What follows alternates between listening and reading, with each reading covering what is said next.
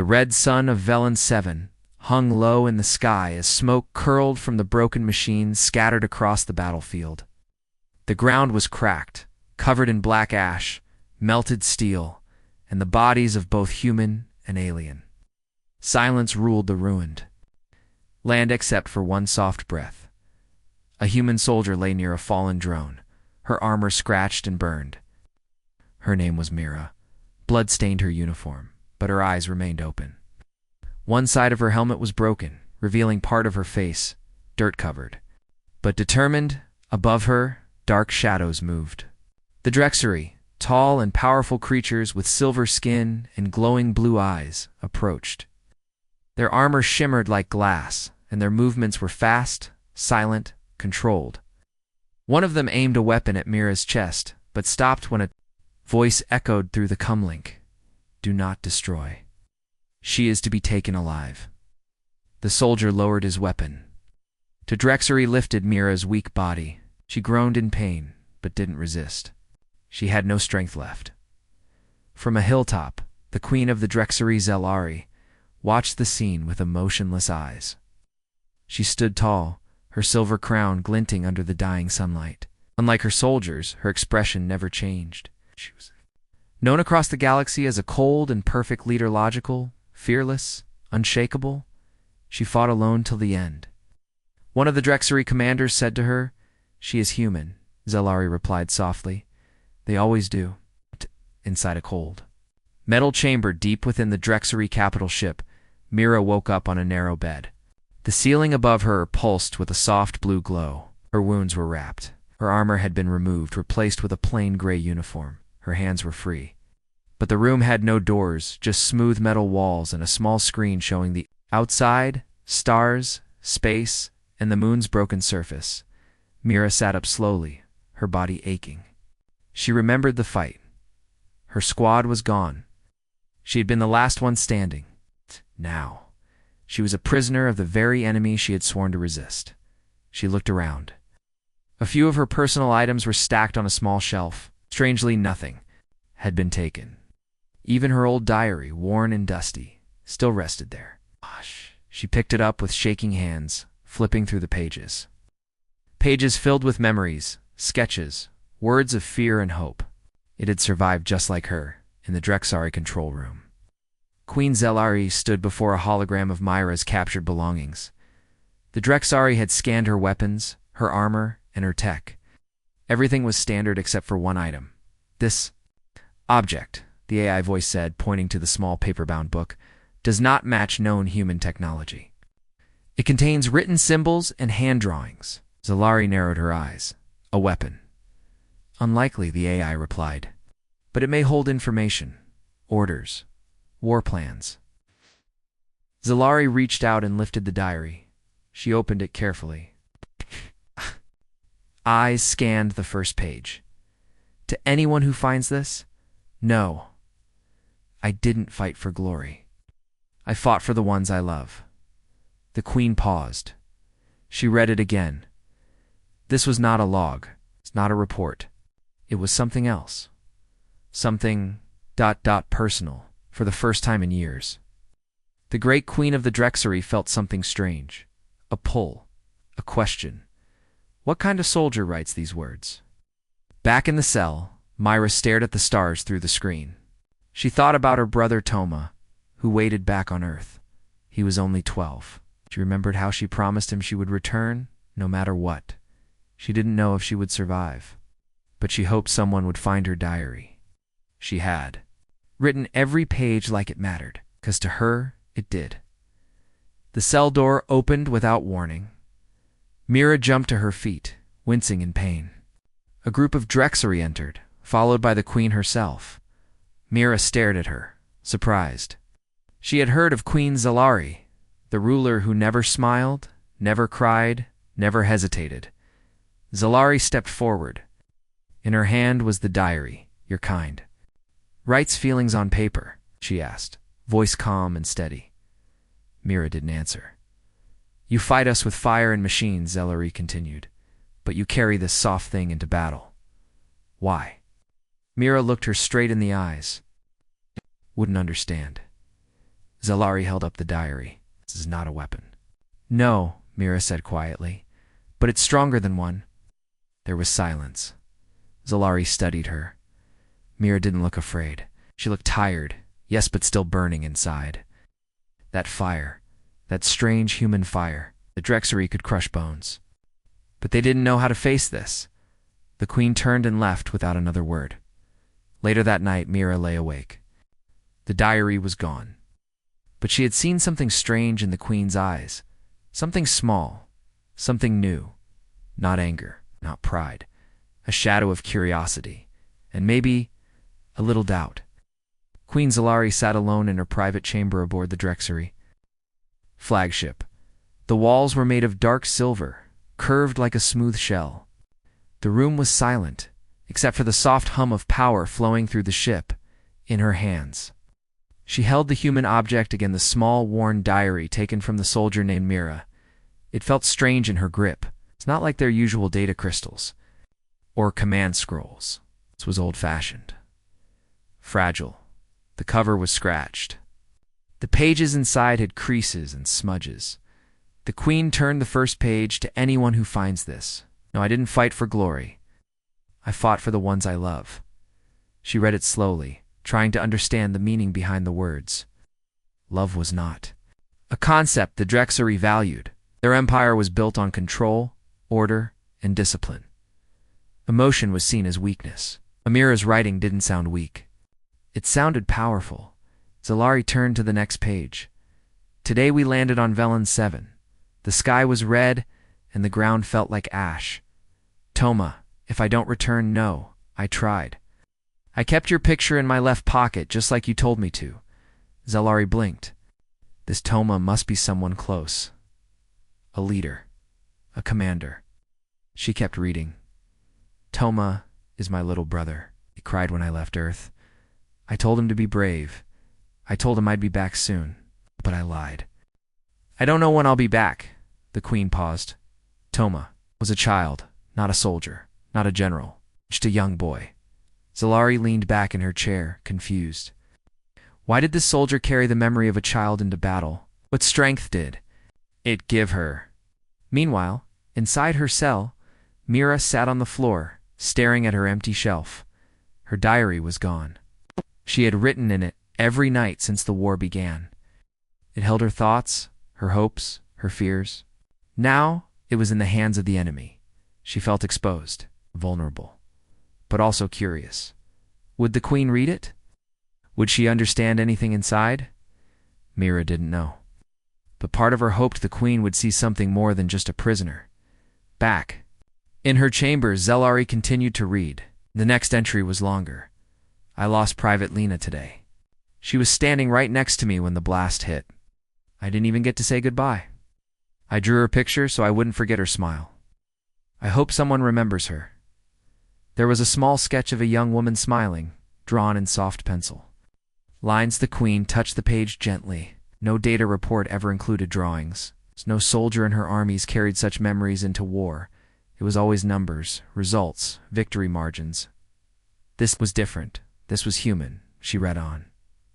I don't hate the Drexery. I don't even know what they really look like. But I know they kill without mercy. I've seen whole cities turn to dust. We fight back because we must. Because we don't want to disappear quietly. Zalari felt a tightness in her chest. A strange feeling she could not name. She had ordered the destruction of many human cities, believing it was necessary for control. Efficient, clean, but to Myra, it was not strategy. It was pain. The queen closed the diary for a moment and stood up. She walked to the window of her chamber and looked out at the stars. She thought about her people. The Drexari were strong. They trained from birth to obey, to fight, to never question. Emotions were erased through years of mental conditioning. Children were taken from their birth pods and raised by machines. No drawings, no diaries, no love. She turned back and opened the diary again. Sometimes I dream about Earth. Real dreams, not battle ones. I dream about riding a bike down the street, past the bakery where Tuma always begged for sweet bread. I dream of sunlight through leaves. I dream of music. Do the Drexari have music? The Queen's fingers froze on the page. Did the Drexari have music? No, they did not. Not anymore. Hours later, Zelari entered the High Council room. Her advisors stood around a long table, showing battle reports and maps. One of them, General Tolron, noticed the book in her hand. Is that the human object, Majesty? Yes. She said, shall we translate it and scan for hidden codes? She shook her head. No codes. No plans. Only truth. The council members exchanged confused looks. Majesty, Tolron said carefully, humans are known for spreading chaos.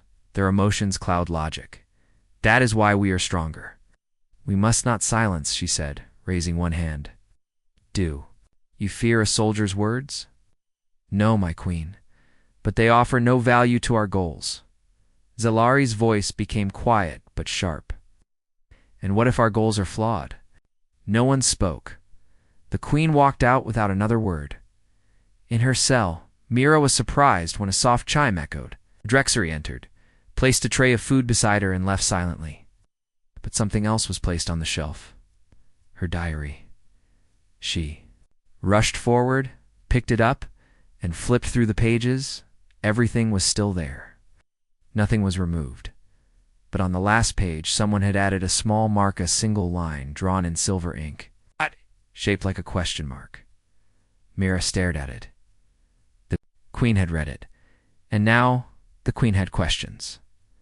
That night, Mira wrote again in the diary. She read it. I know she did. And maybe, just maybe, she saw something she didn't expect.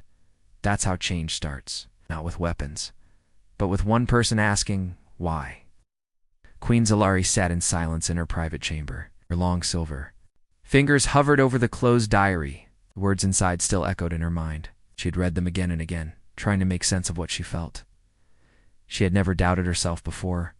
She had led the Drexari Empire for over 90 cycles. Her decisions were always final. Her heart was never involved because the Drexari did not use their hearts to rule. They followed order, logic, strength. But now, this one human's words had created a crack. She had seen war many times. Mira's diary described it differently, not as numbers or loss of territory, but as loss of people, friends, memories, smiles, songs, even simple food. We don't fight to win. Mira had written, we fight because we love what we might lose. Zelari didn't understand that, not fully. The Drexari were trained not to fear loss. They were taught that everything could be replaced, even life. Yet this one human, so small, so wounded, fought harder than many Drexari generals. In the prison cell, Mira leaned back against the wall. Her diary was back in her hands, untouched, except for the silver mark on the last page. That tiny question mark told her everything. The queen had read it, and it had reached her. Mira had no weapons left, no army, no escape. But now, she had something far more important. A voice. She began writing again. I don't know your name, but I hope you read this too. You're not just a queen, you're a person. Somewhere inside you, I think you wonder why humans don't give up. Let me tell you something, it's because we care. That's not weakness. That's why we survive. She closed the diary and placed it back on the shelf, hoping the queen would return to read again. Queen Zelari stood before a massive Drexari training hall. Inside, young soldiers marched in perfect formation. They wore cold faces. No one laughed. No one spoke without command. A trainer shouted, emotion is chaos, discipline is strength. The queen watched them. They were sharp, fast, deadly. Exactly how they were designed, but something inside her whispered a question. What are they fighting for? She turned and left without a word. Later, in a quiet room filled with ancient Drexari history files, Zelari asked the central AI a question. Were the Drexari ever different? The AI replied, please define different. Did we ever feel things? Before the Empire? Before training replaced thought? There was a short pause. Yes, the AI answered. In early cycles, The Drexery had art, music, bonds of family, emotional connection. These were later removed to increase efficiency and control. Zellari was still. Did it make us stronger? No. Militarily? Yes. Culturally? Unknown. The queen stood there for a long moment. Then slowly she walked away.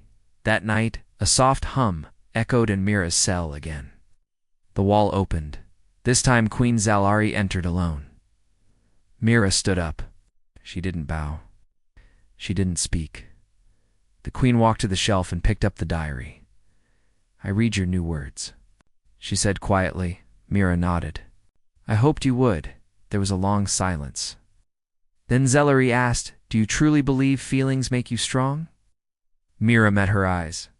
Yes. Every time I wanted to give up, I thought about my brother, my home. That's what kept me going. Replied, Drexari are not taught to care about such things. We fight for control. Then maybe that's why we keep surprising you, Mira said softly. The queen tilted her head. You are strange. Your kind bleeds yet sings. You suffer yet smile. That's what being human is, Myra said. Zellari studied her carefully. Are there more like you? Mira gave a tired smile. Millions. Back on the bridge of the Drexer ship, General Tolron was watching a holographic report. How? More human forces had landed on another moon nearby. They were growing bolder. More dangerous. He sent a private message to the queen. My queen, we must prepare for another strike. The humans will not stop. We should end this now, destroy their fleet completely. Zellari stared at the message for a long moment and turned it off. She returned to the diary. Later, she read one more passage. They say the Drexari don't dream, that they don't laugh, that they don't cry. If that's true, then I feel sorry for them. Because those are the things that make life full. Even in pain, we feel alive. If you're still reading this, maybe you're not like the others. Maybe you're more than just a queen. Maybe you're someone who's ready to see things differently. For the first time in many years, Queen Zellari didn't know what to do next. In the prison cell, Mira waited. She didn't know if her words would make a difference. But deep inside, she believed something had started. Not a battle, but a change. Mira sat near the glowing wall in her Drexery prison cell. The artificial light never changed. There was no sunrise, no sunset, just silence and cold metal. But inside her heart, she carried warm memories. She opened her diary again. Her hand shook slightly, but her spirit stayed strong. She didn't know what day it was anymore. But she remembered Earth and she began to write about it. Today I miss the sound of birds, not alarms, not engines, just birds. I miss the wind. Through the trees, the smell of bread from the corner bakery. I miss Toma chasing the ice cream cart and me yelling for him to slow down. She smiled as she wrote. Her mind drifted back to a quiet afternoon back home. She and Toma had sat on a rooftop, legs swinging, watching the sun disappear behind tall buildings. It wasn't perfect. Earth had problems, but it was ours. It full of music, colors, people arguing over silly things, and strangers helping strangers. In the rain, Myra paused and whispered, they'll never understand that, but she hoped maybe one day someone would. Queen Zellari was in the same chamber again, reading the latest pages from the diary, alone. She didn't call her guards. This time, she didn't sit on her throne. She sat on the floor, legs crossed, like a student in training, page by page. She followed Myra's memories. When I first saw the ocean, I was 10. I ran straight into the waves. They pulled me down. I swallowed. Water! I came up coughing, laughing, shouting, it's alive. My mother said the ocean had a spirit. Maybe she was right. The queen had never seen an ocean. She had read about Earth's lands in military reports, scanned its gravity and oxygen levels, but never thought of it as a place of emotion. Now she pictured this vast, wild, powerful land. A child running into it with joy. Something inside her moved. Not pain, not confusion, something warm. Zellari left her chamber and gave an order to her assistant. Prepare the simulation room. She said, What kind of simulation, my queen? The Drexery asked. She held up the diary. I want to see Earth, not the war version, the one described here. Inside the Drexery simulation hall, the machines created worlds from data and memory. Normally, they recreated enemy bases or battlefields. But now, under special command, the AI built something different. A small city street, trees, a bakery, a sidewalk, and in the middle of it a girl and a boy sitting on a rooftop. Queen Zalari walked through the fake Earth slowly. She touched the leaves, smelled the air. She didn't understand the warm smell, but it made her pause. She heard the soft sound of music from a passing cart. It wasn't real, but it felt real. And it was beautiful. In her cell, Mira sat quietly. The diary had been taken again. She no longer feared it. Instead, she hoped for it. She hoped her words were still being read. The wall slid open. Queen Zalari stepped in alone. Mira stood up. Cautious but calm, the queen looked at her directly. I saw your ocean, she said. Mira raised her eyebrows. Really? In simulation? Our machines built it based on your words and records. I saw waves, sky. I saw children play. Mira waited, unsure what to say. Then Zalari said softly, it was ... alive. Mira smiled. Now you understand. There was silence between them. It's not cold, not angry. Just quiet, like the wind before a storm of change. Back in the Drexery Command Center, General Tolron grew concerned. He had noticed the queen was changing. Her orders became slower, more thoughtful. She had stopped requesting new attack plans. She spent hours alone reading a human's diary. He turned to his staff. The queen is becoming distracted, he said. We must prepare. Later that day, Zalari returned to her chamber. She turned to a clean page in the diary and began to write something herself. It was the first time in over 90 cycles that she used her own hand to record words, not commands. But thoughts. Today I walked through a world I've never seen before. It was not cold or perfect. It was messy, alive, full of feelings. I do not understand it fully, but I want to. She stopped, then added, Do you believe your people and mine can ever understand each other? She closed the diary and sent it back to Mira's cell. When Mira saw the diary returned, her hands trembled. She opened it and found the queen's writing. Real, personal words, not from an enemy, from someone searching. She took a deep breath and wrote her reply below. Yes, but it won't. Start with treaties or weapons. Starts with one person listening, then another. If you've already taken the first step, that means more than you know. She smiled, wiped a tear, and wrote one last line. If we can share a sky, we can share a future. Act. The Drexery flagship floated silently through the stars, its cold metal walls holding secrets that had never existed. Before, in one small cell, a human wrote words of peace. In a royal chamber, a queen of war read them with quiet wonder. Queen Zalari sat with Mira's diary in her hands again.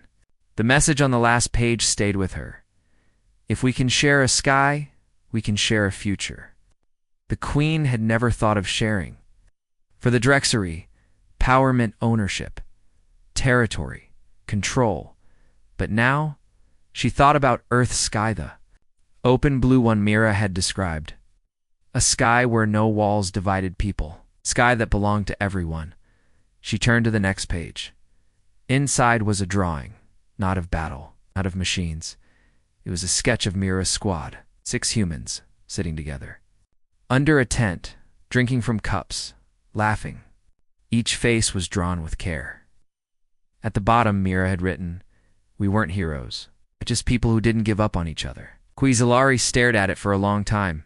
These were not enemies. They were friends. They had stories. Had names in the command room? General Tolron watched the queen's movements carefully. Her visits to the prisoner had increased.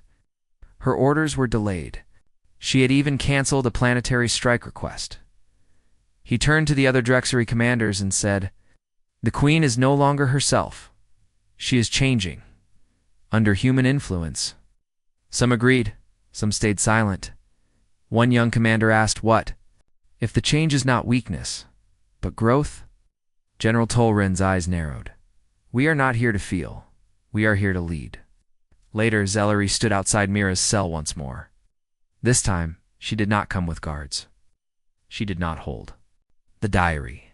She simply walked in and sat down across from Myra. Myra was surprised, but not afraid. Zellery spoke first. "You drew their faces. Your squad? Do you remember all of them?" "Yes," Mira replied softly. "Every name, every laugh, every small moment, I carry them with me. They are gone," Zellery said. "Not coldly, just truthfully." Mira nodded. "Yes, but they still live here." She tapped her head, then her chest. "And in these pages." The Queen said nothing for a moment. Asked something she never thought she would. "Can I hear about them?" "One of them, maybe." Mira smiled gently. "Sure," she said. "Let me tell you about Leanne. She always sang during night patrols, even when we were scared.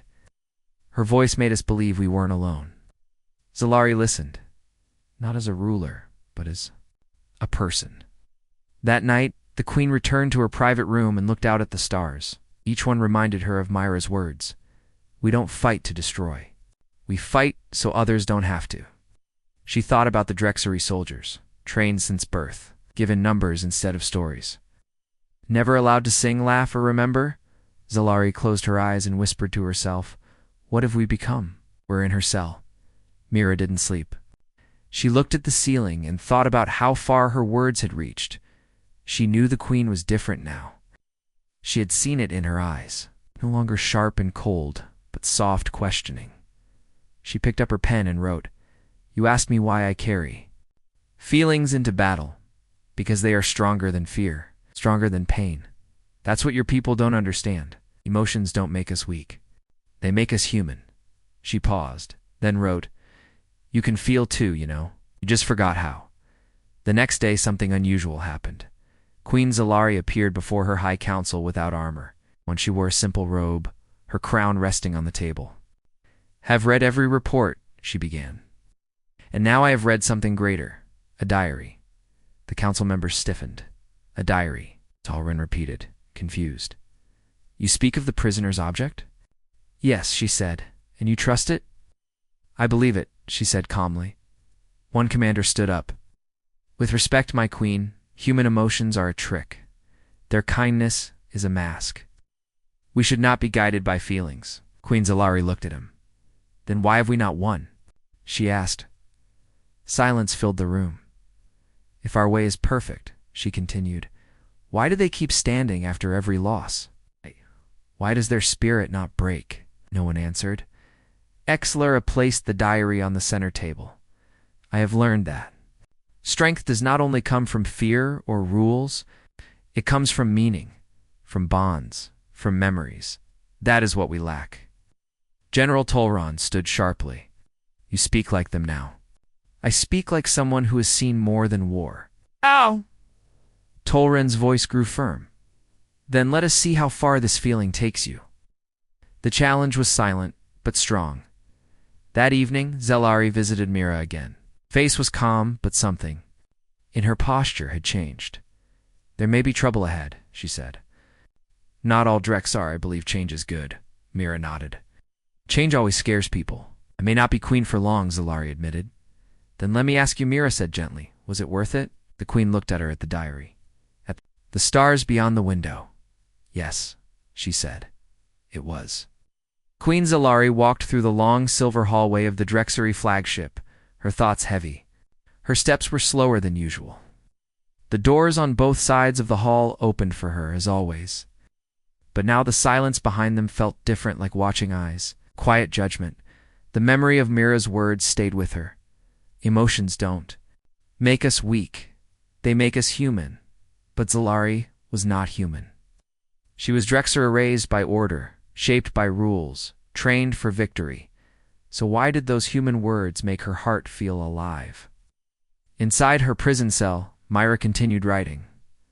"I don't know how much time I have left here, but I don't feel like a prisoner anymore. When someone truly listens to you, the walls around you stop feeling like a cage. Even if you're still trapped, I think the Queen understands now. Not everything, but enough to know we're not just enemies, we're people. She closed the diary and looked at the small screen showing the stars. One star flickered more than the others. She imagined it was Earth, her home, her brother, her promise. "I'm still here, Toma," she whispered. "I'm still trying." In the Drexery Council chamber, tension was growing. General Tolron stood before the senior commanders. "The Queen is unfit to lead us further. She is emotionally compromised." Another commander, older and wise, replied carefully, "She has not failed her duties." "She has failed our purpose," Tolron said. "We are Drexari. We do not pause for feelings. We conquer. That is our way." A third voice added, "Perhaps our way needs to change." All eyes turned to him. "Change." Tolron growled. "Yes." The commander said, "Maybe fear is no longer enough. Maybe we need something to believe in, not just something to destroy." The room fell quiet, and far above them the Queen stood, listening. Later, Queen Zalari sat alone with the diary once more. She turned to the next page, expecting words, but this time she found a question. "Do your people dream, Zalari?" She stared. At the sentence, simple, gentle, but it struck like lightning. Did they dream? She tried to remember if she had ever seen a Drexery child's dream. They were raised in learning chambers, not with stories, not with lullabies. No dreams, no imagination, only purpose. Zalari rose and walked to her private archive. She accessed old, restricted files fragments of Drexery history before the Empire grew cold. She found one image, a Drexery child, painting on a wall, smiling. Another file, a melody written long ago, before music was banned. They had once dreamed before war swallowed everything. Myra's cell door opened slowly. She turned, expecting a guard, but it was Zalari holding the diary. "I read your question," the Queen said. "The truth is, we used to dream, but we erased it. We thought dreams made us soft." Mira replied, "And now you see, they made you strong." The Queen nodded slowly. "I am starting to understand that." They sat together in silence for a moment. Then Mira asked, "What is your people's purpose now, Queen Zalari? What do you live for?" The Queen looked away. "I don't know anymore." That night, Mira drew again in her diary. She sketched a tall Drexery figure standing in front of a mirror. On one side, she wore armor. On the other side, she held a flower. Under the drawing, she wrote, "Even the strongest must ask themselves, why do I fight? Who am I protecting, and what kind of world do I want to leave behind?" Queen Zalari stared at the sketch for a long time. In her own mind, a question grew louder. If I am not here to destroy, then what am I here to build? The next morning, the Queen made a rare announcement. A gathering would be held in the Grand Chamber. Every high-ranking Drexery was ordered to attend. The room was filled with silver-armored figures. No one knew what the meeting was for. Some expected orders for a new invasion. Others feared something worse. Then Zalari entered, but not in armor. She wore a soft robe, her hands bare, her voice steady. She stood at the center holding the diary. "This book," she said, "was written by a human soldier we captured on Velo 7. It is not a weapon. It is not a strategy. It is something far more dangerous." The room waited. "It is truth." She opened it, reading a line out loud. "We fight not because we hate you, but because we refuse to let fear rule us."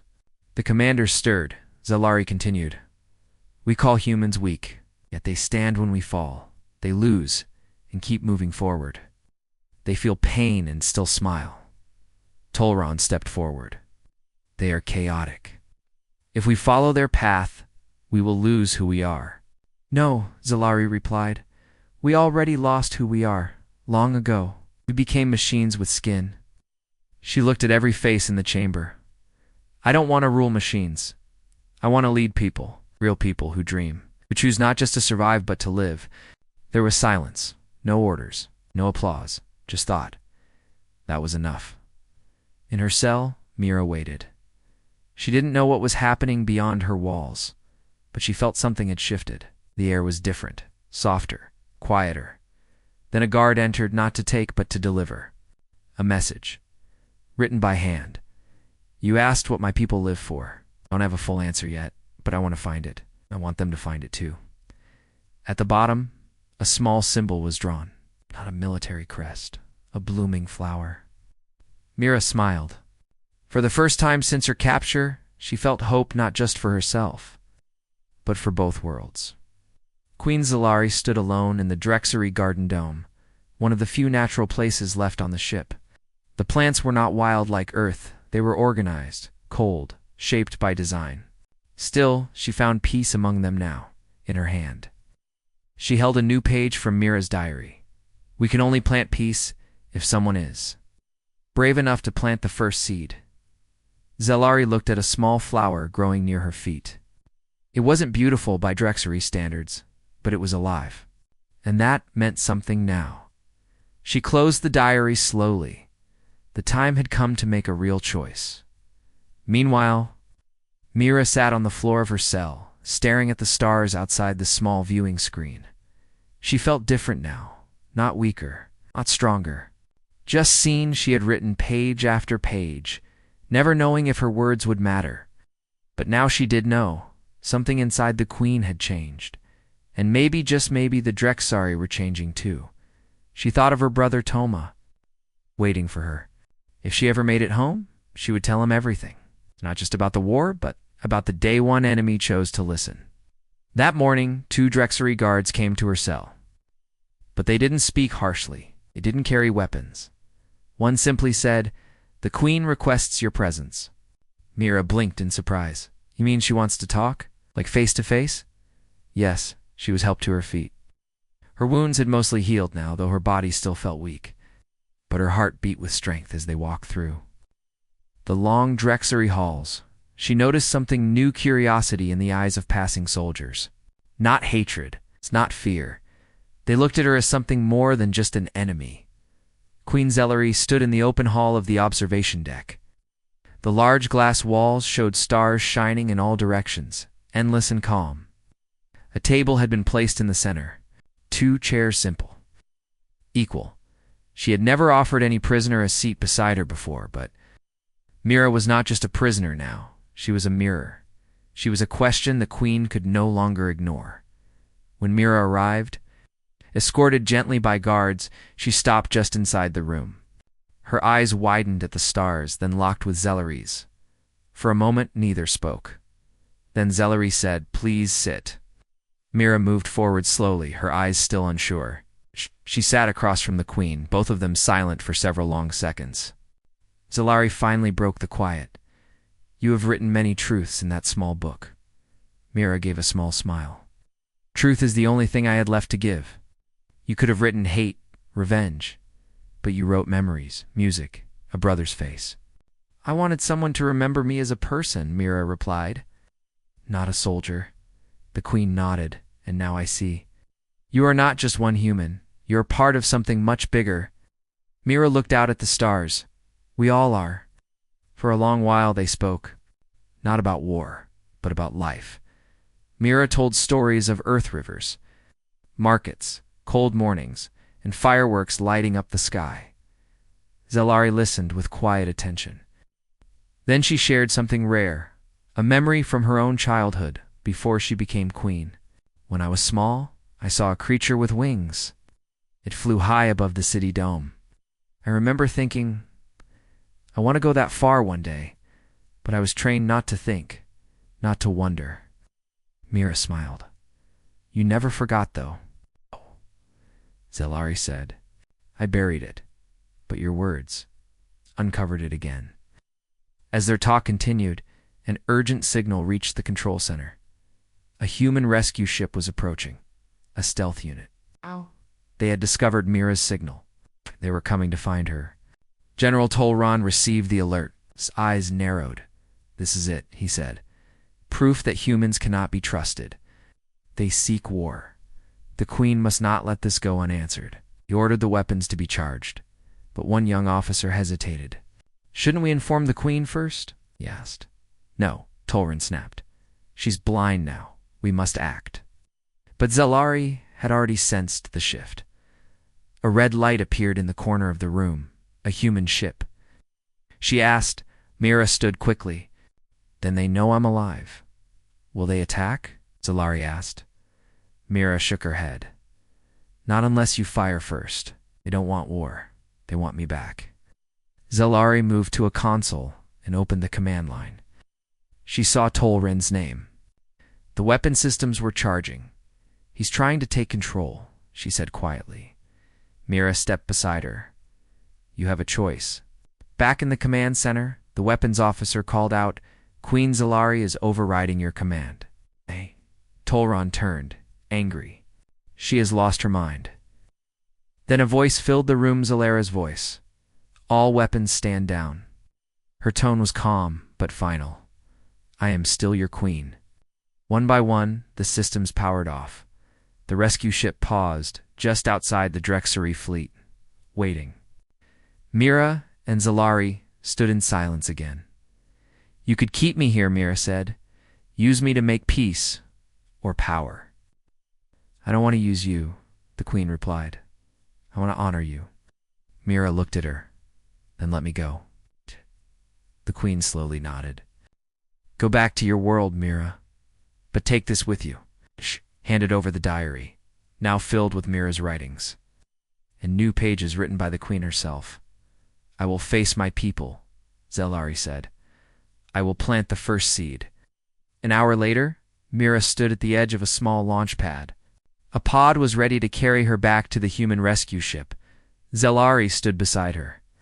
Not as a ruler, but as a friend. Myra gave one last look at the stars, then at the queen. Don't stop reading, she said. Zalari gave a rare, quiet smile. Don't stop writing. Then the pod doors close, and the stars welcomed Myra home. End of part 7.